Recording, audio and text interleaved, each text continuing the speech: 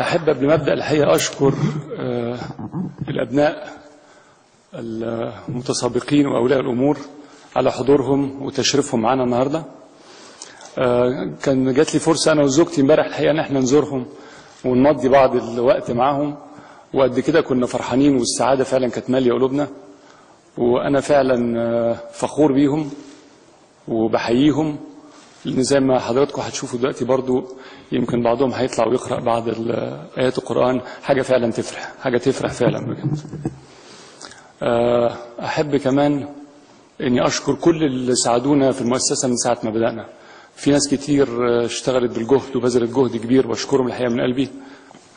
عايز أشكر الأسرة، أسرتي الحقيقة. أحب إني أتوجه بالشكر لوالدي ووالدتي وأخويا بالطبع، وعايز أقول إن الحقيقة مهما قلت واتكلمت عن الوالد والوالدة مش هقدر أوفي يوم حقه. لو قعدت من هنا 100 سنة قدام مش هقدر.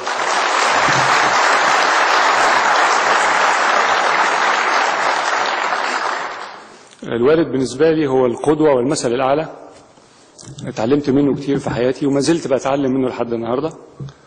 ومن الأشياء اللي اتعلمتها منه وأنا يمكن في سن معظم الشباب اللي هنا تحت 20 وفي 15 سنة، إنه كان دايما يقول لي يا ابني الدين مش بس عبادات. بيقول لي عشان تتعلم الدين الصحيح، الدين مش مجرد عبادات صلاة وصوم، ده فرض عليك لازم طبعا، ولكن الرسالة اللي كان بيديها لي بيقول لي الدين معاملة، الدين أخلاق، الدين تواضع، الدين أنك تحترم الجميع، تحترم الكبير وتحترم الصغير، الدين أنك تراعي ربنا في كل شيء بتعمله في حياتك، وأنك دايما تبقى قريب من ربنا.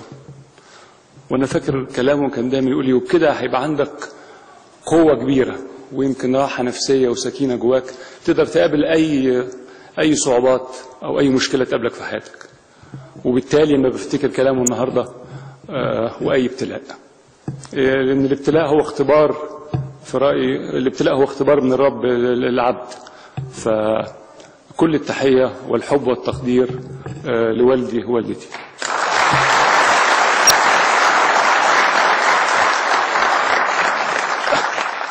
عايز أشكر النهاردة برضو، ولازم طبعا أشكرها، الزوجة والأم والصديقة.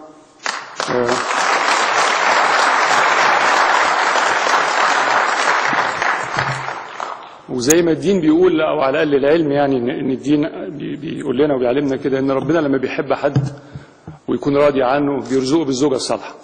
فأنا متهيألي في الجزئية دي ربنا حبني لأنه فعلا رزقني بزوجة صالحة.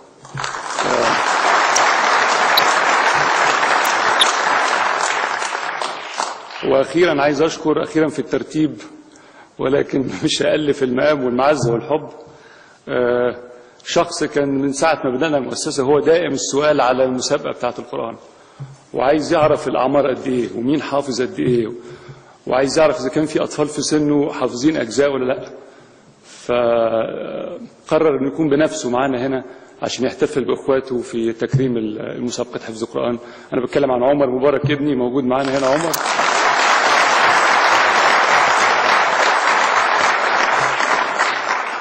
والحقيقة أنا بقول له دايما كده إن شاء الله يعني ربنا يديك الصحة والعمر وتكبر مؤسسة معاك، ويقدر إن شاء الله يستغلها إنه يعمل كل خير. بسم الله الرحمن الرحيم.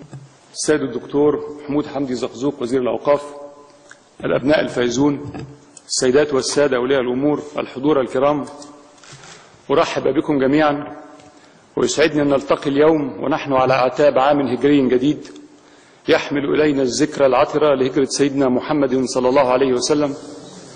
ندعو الله تعالى أن يجعله عاما مباركا على أمة الإسلام، وأن يحمل الخير لمصر والمسلمين أجمعين. لقد كانت الهجرة النبوية من مكة إلى المدينة المنورة علامة فاصلة ونقطة مضيئة في تاريخ الإسلام. هذا الحدث ليس ككل الأحداث، فهو حدث غير مجرى التاريخ، وجعله الله سبحانه وتعالى طريقا للنصر والعزة ورفع لراية الإسلام وإقامة صرح حضارته. إن في هذا الحدث العظيم من الدروس والعبر لما يحمله من معالم الشجاعة والتضحية والفداء والاعتزاز بالله وحده. فقد صبر رسولنا الكريم صلى الله عليه وسلم ومن معه على أذى المشركين في مكة 13 عاما. مكة أفضل البقاع عند المولى وأحب البلاد إلى رسول الله صلى الله عليه وسلم. ويقول سبحانه في كتابه الحكيم: بسم الله الرحمن الرحيم: إن أول بيت وضع للناس للذي ببكة مباركا وهدى للعالمين. صدق الله العظيم. وقال الرسول صلى الله عليه وسلم وهو واقف على راحلته بموضع بمكة: والله إنك لخير أرض الله وحب أرض الله إلى الله، ولولا أني خرجت منك ما خرجت.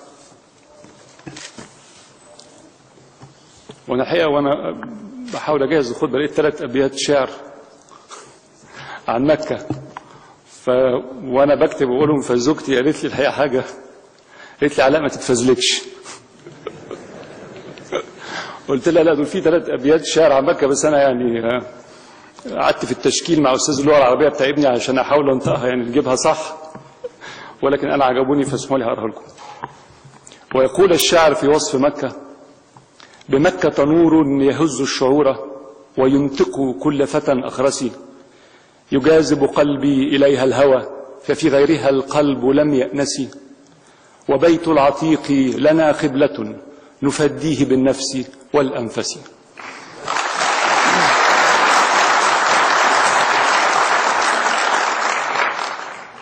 عجبتكم؟ كويسة. يعني أنا ممكن أهريكم شعر النهاردة بس عشان الأطفال هتفل.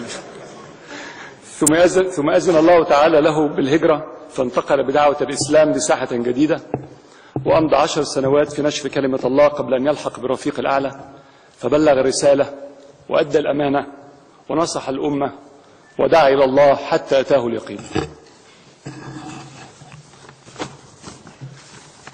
أتوجه إليكم جميعا بالتهنئة بالعام الهجري الجديد، كما أتوجه بتهنئة مماثلة لأبناء الفائزين في مسابقة حفظ القرآن الكريم ولأولياء الأمور، وتقدم بكل المشاعر الصادقة وبكل الامتنان والتقدير للسيد الدكتور محمود حمدي زقزوق وزير الأوقاف ولمعاونيه بوزارة الأوقاف لجهودهم ودورهم الكبير في تنظيم ونجاح هذه المسابقة. لقد شاءت إرادة الله أن يسترد وديعته وأن يأخذ إلى جواره الكريم ابني محمد مبارك، ولقد احتسبناه أنا ولدته عند الله الذي يملك الموت والحياة والنشور، وقلنا كل ما يرضي الله، وقلنا الحمد لله الذي أخذه منا في دار الفناء ليبقيه لنا في دار البقاء. وقد هدانا الله تعالى إلى إنشاء مؤسسة محمد مبارك الخيرية تقربا إليه وتأكيدا لامتثالنا لمشيئته وسعيا لنشر الخير بين أطفالنا، نجتهد في توفير الرعاية الصحية لمرضاهم قدر طاقتنا، وتوفير الرعاية الاجتماعية للمحتاجين منهم قدر استطاعتنا، كما يقترن تحرك المؤسسة في المجالين الصحي والاجتماعي بتحرك مماثل في المجال الديني كي نصل ديننا بدنيانا، ولكي تغطي أنشطة المؤسسة الاحتياجات الصحية والاجتماعية والروحية لأطفالنا. إننا نلتقي اليوم لنشهد معا أولى مسابقات حفظ القرآن الكريم لمؤسسة محمد مبارك، أول أنشطتها في المجال الديني، وسوف تتواصل المسابقات على نحو سنوي بإذن الله تعالى، تعظيما للقرآن كلام الله وتكريما لحفاظه من أبنائنا بكافة محافظات الجمهورية. الحضور الكرام، إننا نعلم أن خير الحديث كتاب الله وخير الهدي هدي محمد صلى الله عليه وسلم. إن العزة والسيادة في هذه الحياة الدنيا وفي الآخرة إنما هي لحملة كتاب الله العاملين به، الذين يتدبرون كتاب الله ويستلهمون ما فيه من العبر والعظات، والذين يقفون عند عجائبه فتتحرك به قلوبهم. يقول الله سبحانه وتعالى في كتابه الكريم: بسم الله الرحمن الرحيم: كتاب أنزلناه إليك مبارك ليدبروا آياته وليتذكر أولو الألباب. صدق الله العظيم. وعن عثمان رضي الله عنه قال: قال رسول الله صلى الله عليه وسلم: خيركم من تعلم القرآن وعلمه. يجب على من يقرأ كتاب الله أن يقرأه بتدبر وحضور قلب. كما هي سنة أولئك الأبرار من السلف الصالح رحمهم الله ورضي عنهم، الذين كانوا إذا تعلموا منه 10 آيات لم يتجاوزوها حتى يعلموا معناها ويعملوا بها. ونتذكر هنا الحديثين الشريفين عن عمر رضي الله عنه أنه قال أن النبي صلى الله عليه وسلم قال: إن الله يرفع بهذا الكتاب أقواما ويضع به آخرين. وعن أبي أمامة رضي الله عنه قال: سمعت رسول الله صلى الله عليه وسلم يقول: اقرأوا القرآن فإنه يأتي يوم القيامة شفيعا لأصحابه. ولذلك فعلى الطلاب والمدرسين وأولياء الأمور مسؤولية تجاه كتاب الله، تلاوة وتدبرا وتطبيقا وتربية، حتى تربى الأجيال وتنشأ الأسر على هذا المنهج السليم بإخلاص واحتساب دون تصنع وتزلف أو تطرف وتعصب. كما أن على أولياء أمور الطلبة والطالبات أن يعوا دورهم الكبير في متابعة أبنائهم وتفقد أحوالهم وإيجاد العلاقة الوطيدة بين الأسرة والمدرسة، ليتم التعاون البناء المثمر علما وعملا وتوجيها وتربية. والمدرسون الذين يحملون أمانة التعليم والتربية يجب أن يعلموا أنهم مسؤولون عنهم أمام الله، وعليهم أن يكونوا لهم قدوة وخير مثل في الخلق والاستقامة، وأن يعتنوا بتربيتهم التربية الإسلامية الصحيحة بعيدا عن التعصب والتزمت، فالمعلمون مربون قبل أن يكونوا ملقنين. وفي الختام أسأل الله تعالى أن يرزق الجميع العلم النافع والعمل الصالح، وللأبناء الفائزين بدوام التوفيق والنجاح. كل عام وأنتم بخير، وشكرا، والسلام عليكم ورحمة الله.